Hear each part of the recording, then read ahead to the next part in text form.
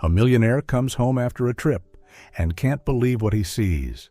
The last light of dusk slipped across the Morgan mansion in Beverly Hills, turning the marble floor into a sheet of gold.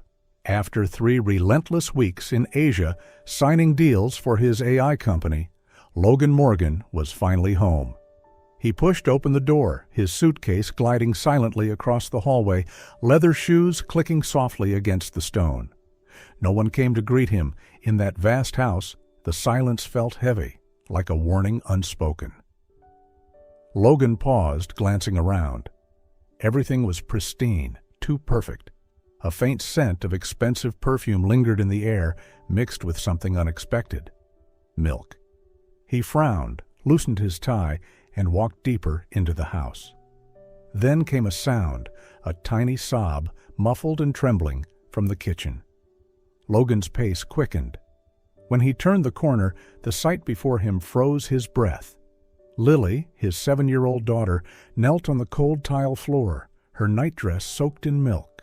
Beside her stood Clara Hayes, his wife, poised and flawless, a porcelain figure holding an empty jug. "You need to learn not to waste food, Lily. Only people who respect what they have deserve love," Clara said softly, her tone gentle, but her eyes sharp as glass. Lily's head hung low, her small hands shaking. Milk dripped down, merging with the tears on her cheeks. "Clara, what the hell is going on here?" Logan's voice came out hoarse, louder than he intended. Clara turned, startled, but only for a second. Then came her perfect smile, rehearsed and radiant. "Oh, Logan, you scared me. I didn't know you were back so soon. It's nothing, just a little accident. She spilled the milk, and I was teaching her to be more careful." Logan stepped closer, his chest tightening. Lily looked up at him, those big, dark eyes filled with something that broke him from the inside, fear and desperate hope. He crouched beside her, touching the hem of her soaked dress. "Are you okay, sweetheart?" Lily nodded too quickly, glancing at her stepmother. "I'm sorry, Daddy," she whispered. Logan could feel it. The trembling wasn't from the cold. It was something deeper, buried in her bones. He lifted his gaze to Clara. She stood calm, immaculate, the faintest smile still painted on her lips. Beautiful, controlled, hollow. For the first time, Logan realized he didn't recognize the woman in front of him. Clara Hayes, the graceful philanthropist adored by everyone, looked like a stranger wearing his wife's face. And behind that perfect smile, he saw power and emptiness, intertwined like poison and silk. Logan knelt beside his daughter. His pants were soaked with cold milk, the air thick with its sour, sweet scent. Lily sat on the tiled floor, small hands trembling, eyes glassy as she stared at the spreading white puddle beneath her. I spilled it, Daddy," she whispered, voice shaking. "I'm sorry." Logan shook his head gently. "It's okay, sweetheart. It's just milk." He reached out, brushing her shoulder softly. But the moment his fingers touched, Lily flinched. A small instinctive recoil. Not fear of punishment, but fear that had been learned. That tiny reaction cut through him deeper than any word could. This wasn't guilt. It was survival. "Lily?" he murmured, voice breaking. "I'll take care of it." Clara's voice sliced through the silence, calm, smooth, practiced. She stepped forward, crouched down, and took Lily's hand, too tightly. "You've just come home, Logan. Go rest. I'll clean this up." She pulled Lily to her feet, leading her away, her grip soft in appearance, steel in intent. Just before disappearing through the doorway, Lily turned back. Her gaze, wet, pleading, silent, struck Logan like a blade through the chest. After Clara took Lily away, leaving Logan alone in the kitchen, the light reflected off the spotless floor where a puddle of milk had once lingered. He stood still, looking around as if seeing for the first time the house he had always called home. The house was beautiful, too beautiful, but cold. Everything was arranged to perfection, from the straight-hung paintings to the white vases placed at precise intervals. It all radiated an order so complete that it no longer felt alive. Logan walked down the hallway, past the living room where family photos covered the walls.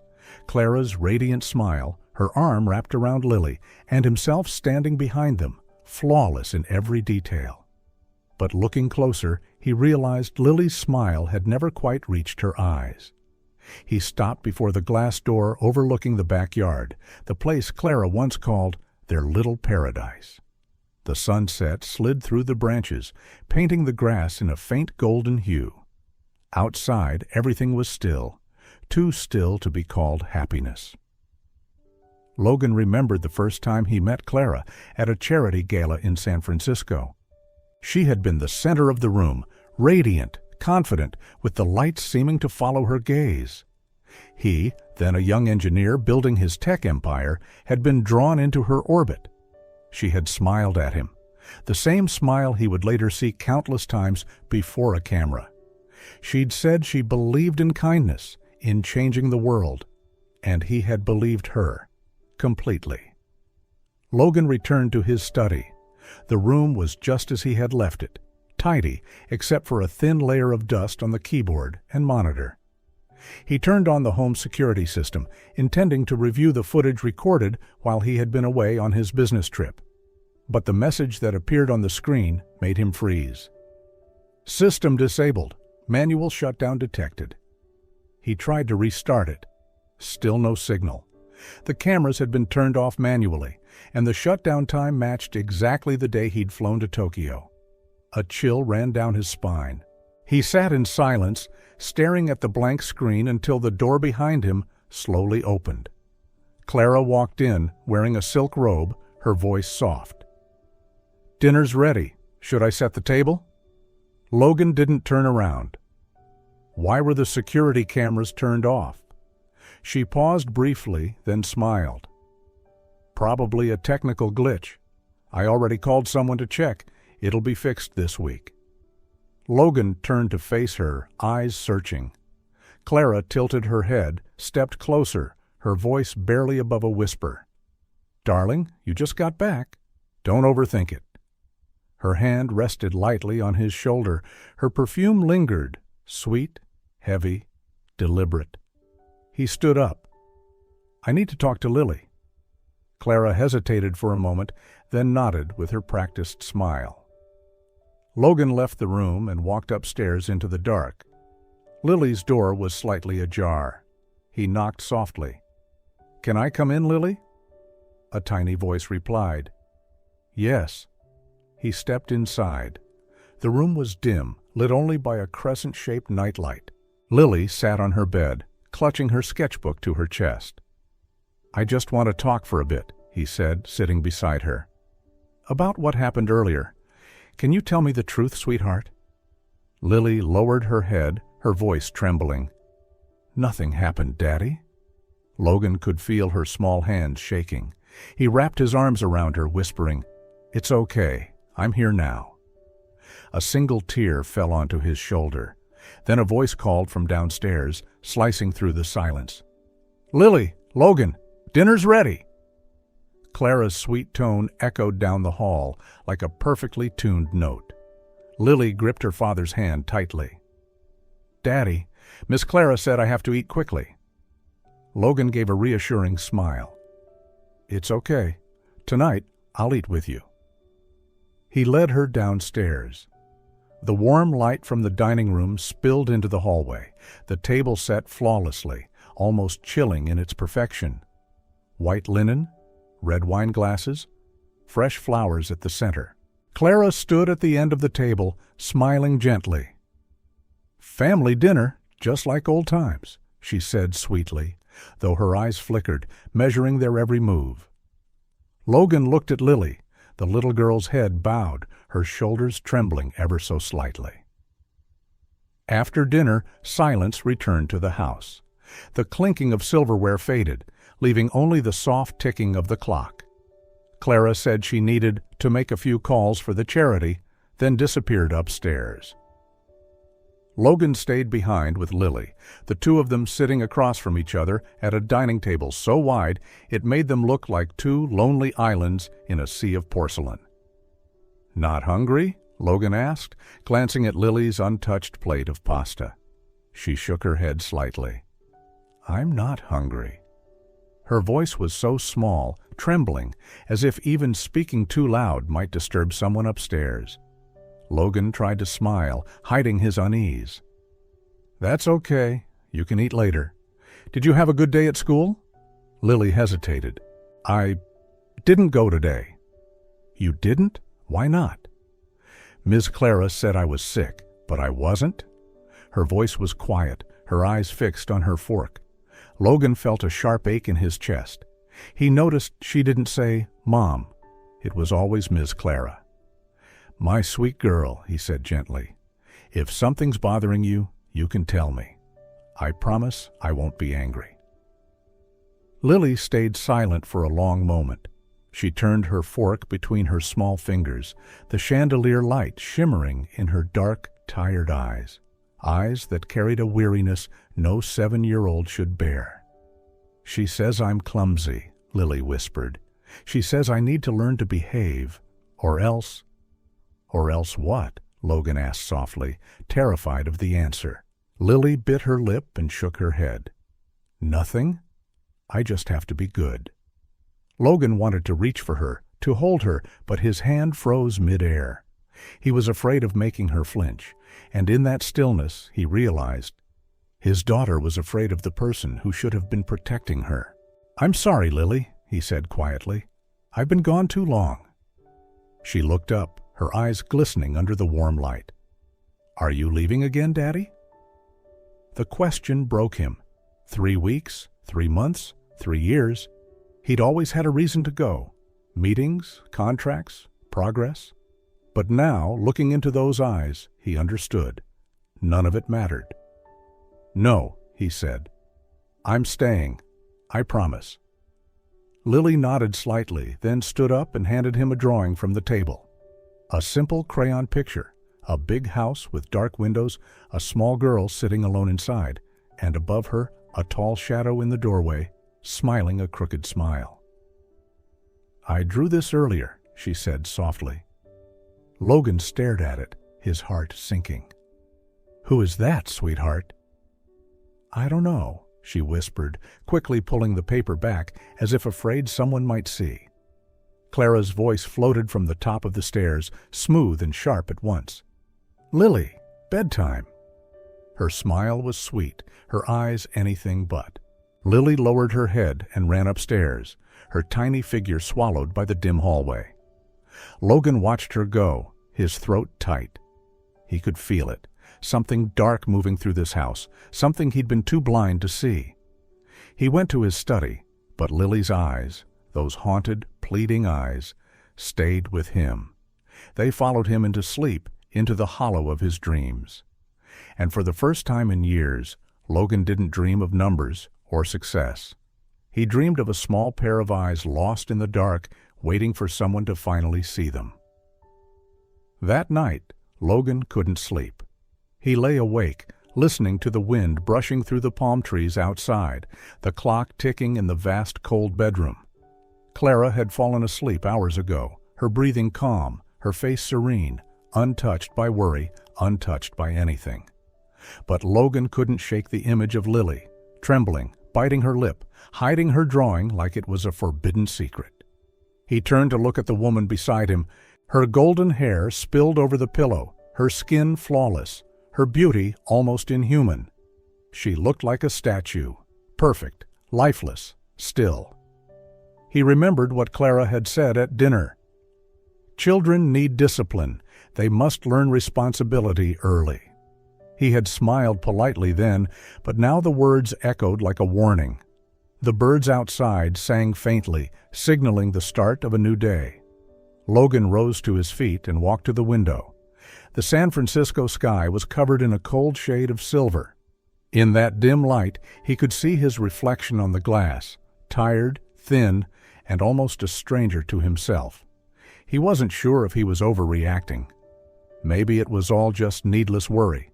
But his intuition, the same one that had once helped him predict markets and close million-dollar deals, was screaming inside him. Lily was in danger. And this time, he wouldn't stay silent. Logan picked up his phone, scrolling through his contacts until he stopped at one name: Jonathan Hayes. The man had once been his private lawyer, the one who handled delicate matters, quietly, discreetly, leaving no trace behind. He dialed the number. "Hayes and Associates Law Office. How may I help you?" A woman's professional voice answered. "I need to speak with Mr. Jonathan. It's urgent." "May I have your name, sir?" "Logan Donovan." There was a brief silence on the other end. Then the woman replied softly, "Mr. Hayes can see you at 10 this morning." Logan hung up. He stood still for a few seconds, took a deep breath, and stepped out onto the balcony. The sun had begun to rise, casting its first golden rays across the elegant row of houses. He looked at his watch. It was only 6:30. 3 hours left until he would meet Jonathan. 3 hours to gather his courage to decide that today everything would begin to change. At 10 a.m., Logan arrived at Jonathan's office. The gray morning light streamed through the glass window, glinting off the polished wooden desk. Jonathan looked at him from behind his round glasses, his voice calm and steady. "Logan, what you've told me is very serious. But to take action, we need solid evidence." Logan leaned back in his chair, his hands tightly clasped. He had told Jonathan everything: the drawing Lily made, the fear in her eyes, the changed security password, and the locked rooms. "You think she's hurting Lily?" Jonathan asked directly. Logan was silent for a long time before nodding. "I don't want to believe it, but something's wrong. She's not herself anymore. That woman controls everything. What Lily eats, what she can say." Jonathan sighed. "Clara is a powerful woman. She does charity work, has a spotless public image. If you try to sue her or fight for custody, she'll strike back, hard and without mercy." "What should I do?" Logan asked, his voice hoarse. "Gather evidence, but don't confront her directly," Jonathan said slowly. "If Clara realizes you're suspicious, she'll erase everything. Document everything: times, behavior, words. Try to recover data from the security system, and—" He paused, his gaze turning grave. "Take Lily to a doctor. If there are signs of abuse or malnutrition, that will be the most crucial evidence." Logan nodded, his hands trembling slightly. He had never imagined that he, a man who managed hundreds of employees and signed million-dollar contracts, could feel so powerless. Jonathan continued, "I know you're a smart man, but remember, this isn't just about the law. It's about your daughter's safety. Be careful, Logan. She won't let you leave easily." When Logan left the office, the city was still wrapped in fog. He stood by the roadside, watching the stream of cars pass, his heart heavy. Jonathan was right. This was no longer just a broken marriage. It was a silent war where a single wrong move could cost him everything, especially Lily. The next morning, Logan called Daniel Ruiz, the cybersecurity engineer who once helped design his company's network system. Daniel arrived on time, a young man with sharp eyes and steady hands. "What do you need recovered?" he asked, setting up his laptop. "Security footage. Someone changed the password and erased the logs." Daniel raised a brow. "If it was only wiped from the main system, the auto backup might still exist. I'll check." They went down to the basement. Daniel connected his tools to the small metal server box. Rows of green LEDs blinked in the dark, reflecting off Logan's tense face. Neither spoke for nearly an hour. Only the sound of keys clicking and the faint hum of the cooling fan filled the silence. Finally, Daniel looked up, voice low.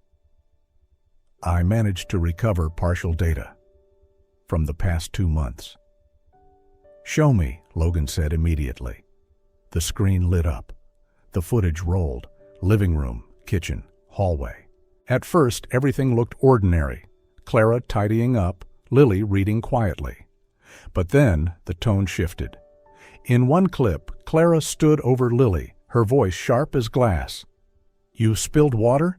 You think it'll dry itself? Stand there. Don't move." Lily, small, terrified, trembling, obeyed. Minutes passed, then hours. She never sat. Logan's hand gripped the chair. Daniel glanced at him, silent. The next video hit harder. Clara slammed a plate onto the floor, food scattering. "You don't deserve to eat if you can't behave," she snapped, walking away. Lily knelt, picking up the pieces with her bare hands. Logan reached for the screen as if he could stop the image. "Oh, God," he whispered, but the following clip destroyed him. Lily sat on the floor, coloring a drawing, a woman with brown hair, soft eyes, holding her child. Clara entered, saw the drawing, and her face twisted with rage. "What is this?" It's my mom," Lily whispered. Clara snatched the paper and tore it apart. "Listen to me, Lily. From now on, I'm your mother. Do you hear me? Me, not that dead woman." Her voice cracked like a whip. Lily burst into sobs. Logan shot up from his chair, tears streaming down his face. He couldn't watch, yet he couldn't look away. It was his punishment, his reckoning. Every tear that fell felt like years of blindness washing away. Daniel finally spoke, softly. "I'll save all of it. Every file.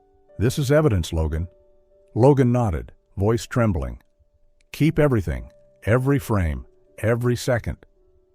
When Daniel left, Logan remained in the cold basement, clutching the USB drive like it was both salvation and curse. On the screen, the final image froze. Lily curled up in a corner, clutching the torn paper, her small shoulders shaking. Logan buried his face in his hands. For the first time in years, he wept uncontrollably, not from anger, but from guilt. Guilt for not seeing, guilt for not believing, guilt for being the father who wasn't there. When the sobs finally subsided, he reached for his phone, fingers trembling. He called Jonathan. His voice broke, but his resolve was steel. "Jonathan, I have the proof. All of it." That night, the house was silent. Lily was asleep, and only a dim lamp in the living room cast a warm glow on the walls, stretching Logan's shadow long across the hardwood floor. He sat there, the small USB drive on the table, the one holding everything he had just uncovered. The door opened softly. Clara stepped in, wearing a silk turquoise dress, her blonde hair falling loosely around her shoulders, her blue eyes calm and controlled. "You're still up?" she asked lightly, her tone warm, but with an undercurrent of wariness. Logan didn't answer. He just looked at her. Not as a husband, but as someone seeing a stranger's true face for the first time. Clara tilted her head, smiling. "What is it? You're looking at me like I've murdered someone." Logan's reply came low and flat. "Maybe? I just saw that." Her smile faltered for a fraction of a second. "What are you talking about?" "Lily," he said, "and what you've done to her." The air thickened. Clara blinked slowly, then laughed. Soft, crystalline, dangerous. "Logan, you're exhausted. You're imagining things. Children exaggerate. Lily's sensitive, you know that." "No," Logan said, his voice trembling but firm.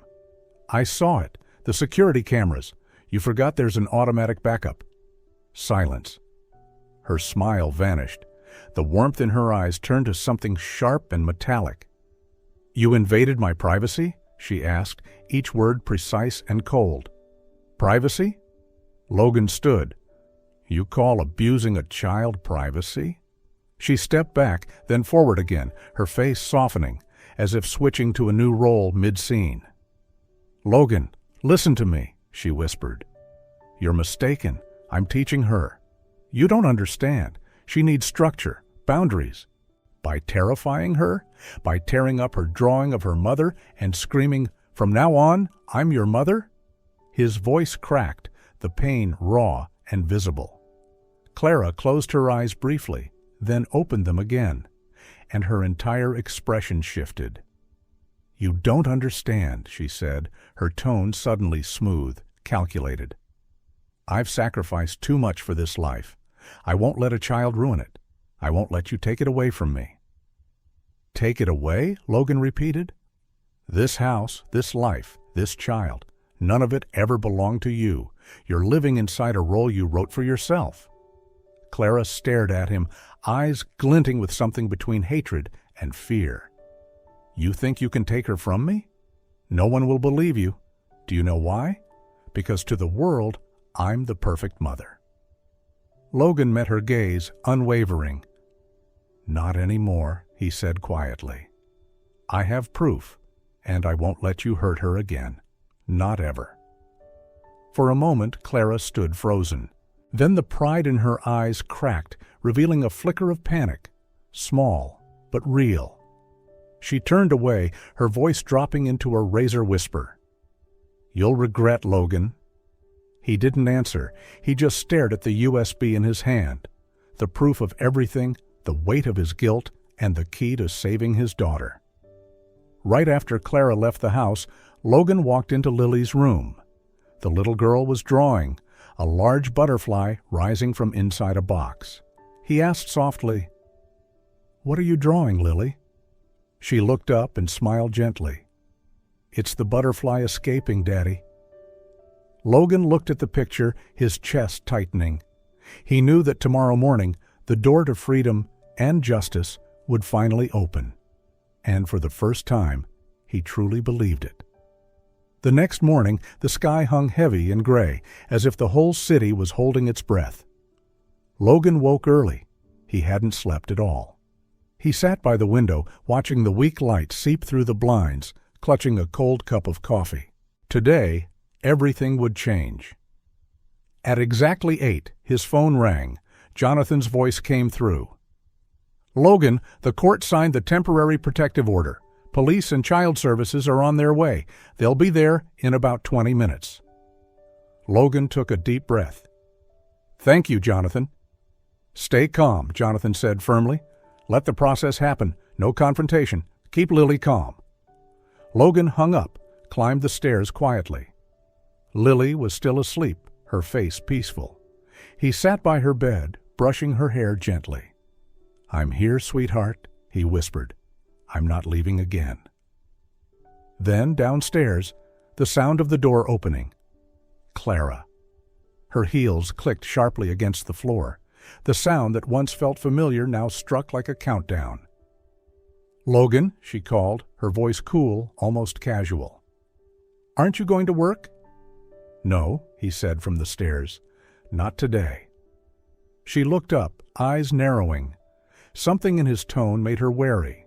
"What's going on? Why are you looking at me like that?" Logan didn't answer. Then came the sound of a car pulling up outside. The door opened again. 2 uniformed officers entered, followed by a woman in a Navy Child Services jacket. "Mrs. Clara Donovan?" the woman said calmly. "I'm Melissa Grant with the San Francisco Department of Child Services. By order of the court, you are required to vacate this residence immediately. You are temporarily prohibited from contacting or approaching Lily Donovan until further notice." Clara froze, then laughed bitterly. "What? This is insane? Some kind of joke?" Melissa handed her the documents. "It's a court order, ma'am, effective immediately." Clara turned to Logan, her face twisting. "You did this? You really did this to me?" Logan stood tall, his voice steady. "I'm protecting my daughter. That's all." "Our daughter!" Clara screamed, voice cracking. "You can't do this. I'm her mother." "No," Logan said quietly. "You only played the part." For a moment, silence. Then Clara lunged forward, but the officers restrained her immediately. "Ma'am, please stay calm," one of them said. "If you resist, we'll have to escort you by force." Clara struggled, tears streaking down her powdered face. "You don't understand. I love her. I'm the only one who can raise her right. Logan, you'll regret this. You can't take her from me." Logan's voice was low, trembling but firm. "No one's taking anything. You're just losing what was never yours." Clara glared at him, her eyes blazing with hatred. "You'll pay for this, Logan, I swear." The officers led her out. The car door slammed shut, the sound of an ending. Upstairs, Lily stirred from the noise. She stepped out of her room, rubbing her eyes. "Daddy, what's happening?" Logan knelt down, arms open. "It's okay, sweetheart. Everything's okay now." Lily leaned against him, whispering softly, "She's gone, isn't she?" He nodded. "Yes, she's gone." Outside, the clouds broke apart. The first beam of sunlight pierced through, spilling across the floor, the same floor where Clara once stood screaming. Now only light remained, and silence, the kind that felt like peace. Logan held his daughter close and whispered, "You're safe now, Lily, I promise." 3 days after Clara was forced to leave the house, Logan's world exploded once again, this time not in silence, but on national television. The news spread like wildfire.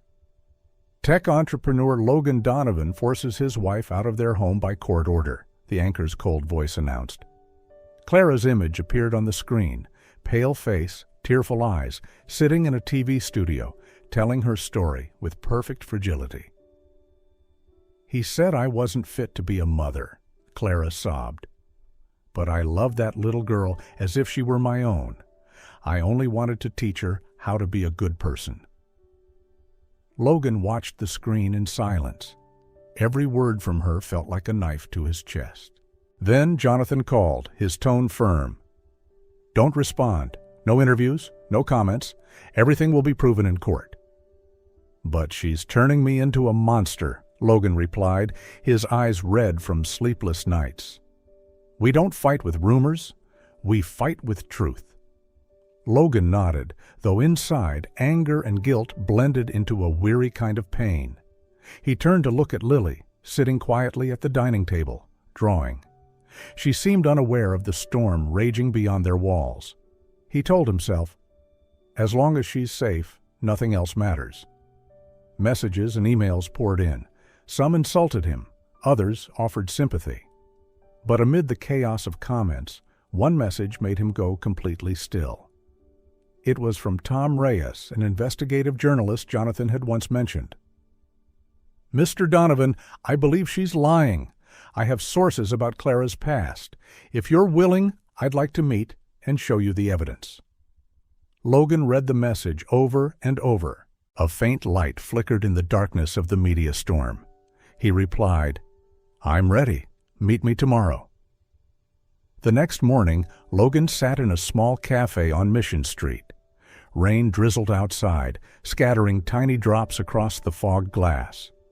Across from him sat Tom Reyes, a man in his 40s, wearing a dark coat, his sharp eyes carrying the weight of 100 secrets the world tried to hide. "Thank you for coming," Logan said, his voice hoarse from sleepless nights. Tom nodded slightly, opened his bag, and pulled out a thick file, placing it in front of Logan. "Clara Donovan," he said. "Real name, Clara Benton. She changed her identity 3 years ago, right after her husband died." Logan flinched. "Her husband?" Tom nodded. "A real estate businessman in Santa Monica. Official records listed as a fall down the stairs. An accident, but—" He slid an old newspaper across the table. The headline read in bold, "The Mysterious Death of Daniel Benton. Police close case due to lack of evidence." A neighbor reported hearing a loud argument before the fall, Tom said. But no one dared to speak up. Clara was still powerful back then, with close ties to people in the legal system. Logan sat frozen. Inside his mind, every fragmented suspicion began to fit together. "And that's not all," Tom continued, opening another folder.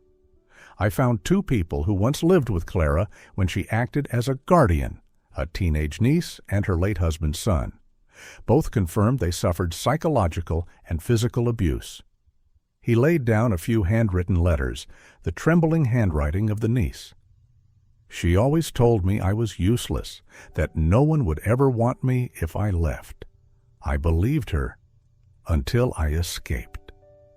Logan clenched his fists, his lips trembling. She repeats the same pattern, Tom said quietly. She builds a perfect public image, then controls and destroys those trapped inside it. She isn't just a woman who lost control, Logan. She's a professional manipulator. Logan looked out the window, his voice breaking. And I put my daughter in her hands. Tom shook his head. No, you realized it and stopped her in time. That's something many others couldn't do. He gently slid a small USB drive across the table. Everything is here, the documents, the testimonies. I'll publish the article next week, but I wanted you to know first. Thank you, Logan said softly, his eyes glistening. Thank you for believing me. Tom stood, putting on his coat. I don't believe in people. I believe in the truth. And the truth always finds its way. When Tom left the cafe, Logan remained seated, staring at the USB in his hand, a symbol of justice and of a past finally brought to light. The day of the trial had arrived. The courtroom was packed that morning. Camera lenses, the clicking of keyboards, and the glare of studio lights created an atmosphere so heavy it was hard to breathe. On the left side, Logan sat beside Jonathan Hayes, gripping the case file and the USB drive that had become the key piece of evidence. On the right, Clara, her hair neatly tied in a bun, dressed in a simple white dress, her makeup subtle, still looked every bit the perfect woman the public once adored. The judge looked up, his voice stern. We are here to hear the case of Logan Donovan versus Clara Donovan regarding allegations of child abuse. The room fell silent. Jonathan rose and began his statement. He opened the folder, his voice calm and deliberate, each word striking the wooden table like a chisel. Your Honor, these are video recordings extracted from the defendant's home security system. They document threats, physical aggression, and emotional abuse towards 7-year-old Lily Donovan. The courtroom went silent as the large screen flickered to life. Clara's voice rang out, sharp and commanding. You are not allowed to cry. You have to obey me.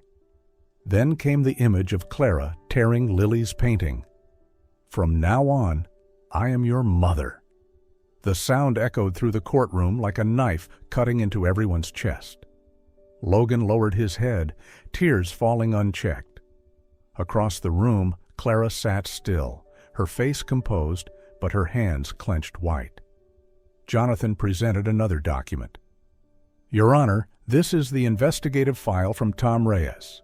It shows that the defendant had changed her name, was previously accused of abusing 2 minors, and was linked to the unresolved death of her former husband. Clara's attorney immediately objected. That information is unverified. The judge responded coldly. The court has reviewed independent evidence. Objection overruled. Clara stood, her voice breaking, a mixture of panic and despair. I love that child. I only wanted her to behave. He doesn't understand. He left us, and now he comes back to make me look like a monster. The judge looked straight at her. Mrs. Donovan, love is not a justification for abuse. Love cannot be built on fear. The words struck like a wall of truth. Clara broke down crying, but this time there was no audience left to pity her. The cameras stopped following her. Only the naked truth remained. After hours of testimony, the judge gave his final verdict. Based on the evidence and testimonies, the court grants full custody to Mr. Logan Donovan. Mrs. Clara Donovan is prohibited from contacting the minor until a psychological evaluation has been completed. Logan closed his eyes, his shoulders trembling. Jonathan squeezed his hand. Moments later, Lily, brought in by a social worker after the session, ran toward him and hugged him tightly. "Daddy, I don't have to go away anymore, right?" Logan knelt down, holding her close. "No, sweetheart. We're going home. Truly home." In the distance, Clara collapsed onto her chair, her eyes vacant as she watched father and daughter leave the courtroom. All that remained to her was silence, the same silence she once imposed on others, now consuming her whole. Outside, the sky was clearer than ever. Sunlight streamed through the courthouse windows, casting golden light on the two small figures stepping out. Logan bent down and held Lily's hand tightly. "See that light, Lily?" She looked up, smiling brightly. "It's ours, isn't it, Daddy?" He nodded softly. "Yes, it's ours." That night, Logan held Lily in his arms as she slept peacefully. The sound of her steady breathing echoed softly, like the heartbeat of a life newly given back. Logan whispered gently, "We've made it through the long night, my love. From now on, there's only light."